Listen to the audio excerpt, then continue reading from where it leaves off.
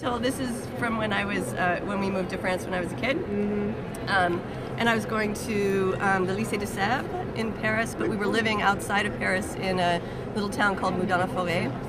And so I was 11, and I was coming out of like suburban California, you know, Palo Alto, and I had to take the bus and a train into school. And so the first time that I went, my mom, and none of us spoke French when we moved there, so the first time I went, my mom took me and was really, be careful, and this is what you do, this is what you do, and we'll always meet you here at the bus.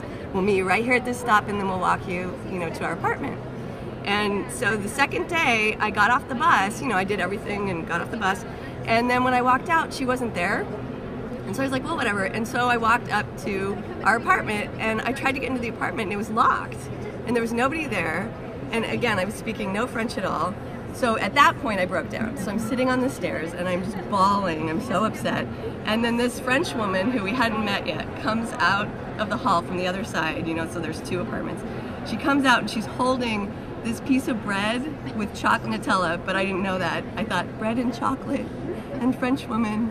And so she reaches the hands out, hands me this piece of bread, and I'm bawling, and I take the bread and I'm sitting there, But it made me feel so much better, and it made me feel so much more secure. And then my mom comes rushing up, with my little brother in tow. Where have you been? Oh my God! And I'm like, well, bread, and it's good.